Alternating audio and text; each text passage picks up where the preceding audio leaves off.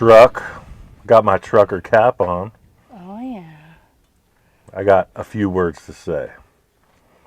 Tell him Large Marge sent you. I was frustrated with that other thing, so I had to dig deep. Had to go out to the back 40 and select another option. I think it's pretty suitable. It's heavy duty, I'll tell you what. The flame truck. Ta-da! Has a very storied past. This is a tow rig. It's a roadie truck. It used to pull a massive trailer that would open up into a stage, and then all the gearboxes, all the audio, etc., would go in the bin here. I built this with my friend Rich in the early 2000s. He was a rocker, a band guy, put on different shows and had a bunch of different trucks, but Flame was his personal best. And he sold the business, he decommissioned the fleet, and he's like, Ian, you built the Flame. It's yours, man. Take it. Do something cool with it. And I've been sitting on it because I didn't know what to do with it. He had me build this custom enclosed bed. One of his guys did the Flame artwork. I did some interesting plasma cut grill, diamond plate in the front. It was supposed to be very metal, very gaudy. I had this turbo wing that was given to me. I mean, look at it. It's the original turbo wing. 818, shout out to the Valley. That's where I came up. All in all, a great vehicle. Little Jewel was an 8-lug, I guess 3/4 or 1 ton setup. This is big rig stuff. This is massive. It's got a huge V8 engine. This was a fleet truck from the railroad that he converted. So it's been really well maintained. Pretty low miles for a diesel engine. I don't even remember what it is. It's a sticker right here.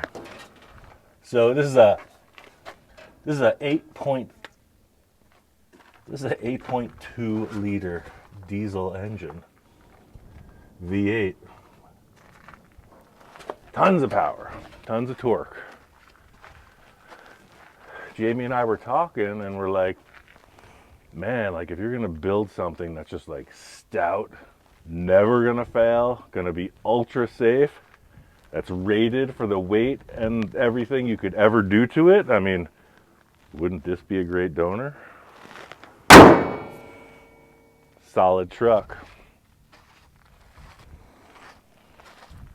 In our other video, we were talking about our no, right? We're going to say no to a lot of things that don't fit us. And I didn't tape off this one badge here. Not for hire. I like that. A lot of the trucks you see on the freeway when they're private vehicles, that's what they say. And that was the case with this one. But yeah, this has tons of potential. Is it going to be a challenge to put the smaller Little Jewel cab on this? Heck yeah. Is it going to be a challenge to make it into sort of a vehicle that another lowered car could drive onto? Yeah, it's going to be a challenge. Look at the size of those rear tires. But I think just the overall weight rating, the fact that it's bone stock, super heavy duty, none of that exotic fabricated stuff that you saw on the other rig. That was it was prototype. This is bulletproof, guaranteed. You could drive it around the world and back. So I don't know if this bed will stand the test of time. We may change it. I was loading stuff into it with these big ramps.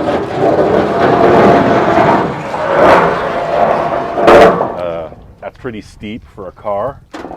Oh look, there's water in the desert. Oh, left wow. over from the hurricane. You can hear it flowing down. I should probably empty both of these things.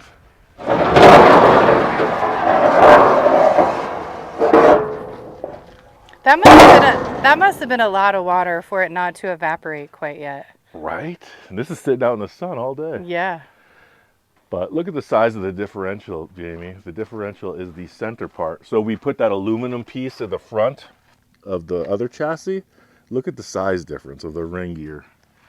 Just Oh, massive. yeah. They call that the pumpkin because it's just, I guess, shaped like that, but the ring and pinion gear live in that. So that's industrial strength. That's massive. That's not big rig potential, but it's very, very heavy duty. So yeah, we got ideas. It's much wider than Little Jewel. Tire diameter is huge in comparison. I don't know if we'll get that lowrider effect out of it, or maybe we just do something to really just enhance the shape of that original, cab and the face, the grille. The way that this one is, this is typical square body Chevy stuff. This one's a GMC, but it's all the same deal. But you see how the fenders are flared out for the larger tires. Maybe we treat it sort of like that, where you do have that kind of classic, these ears, they had the 4 headlight system, but it's just chunkier. It's bigger. It's got this huge bumper on the front. I mean, anything can happen from here. But the fact is, with this one, it's turnkey. Like, it's 100% guaranteed. Low mileage.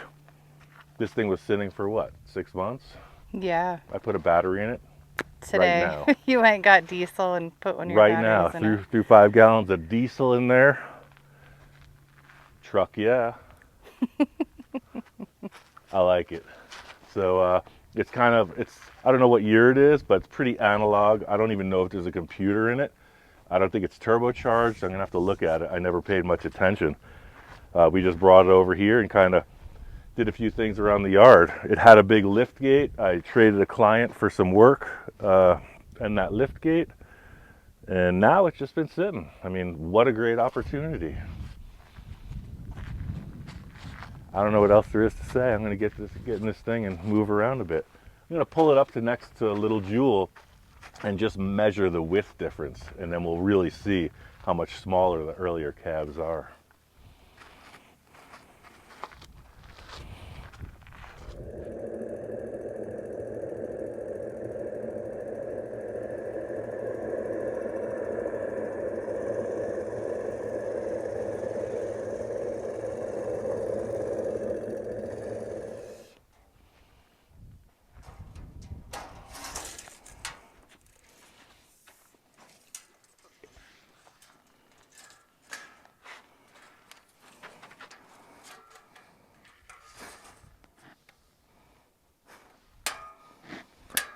So there is quite a bit of a size difference. The bumper on the flame truck is 93 inches wide, and then the face of Little Jewel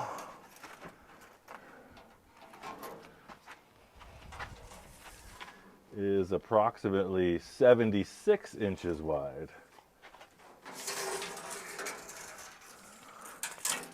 That's a big difference. I did a project with my friend Bill. We did this international roll-off truck where we put early model international on a big late model chassis, and we widened the fenders like crazy, and it worked. Yeah, 7'9" is this bumper, and then this is roughly 6'5". So yeah. What I was describing, you see how these headlights are here, and then it just comes down basically flat vertical, and then this truck is bulged out.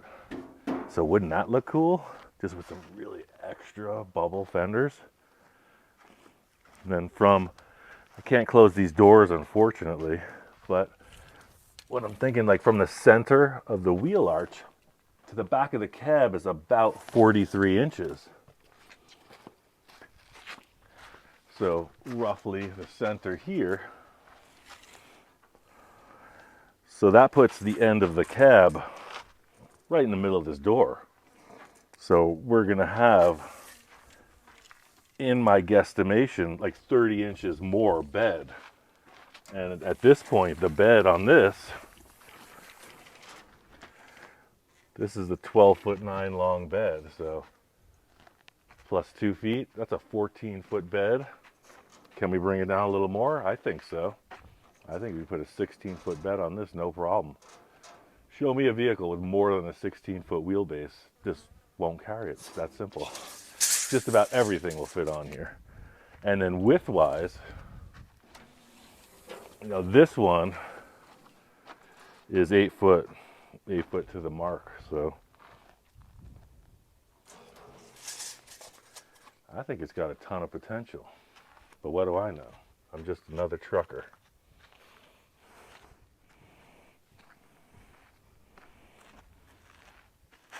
Do you want to see my improv dance? Yes. We got a long way to go and a short time to get there. I don't know the rest of the lyrics.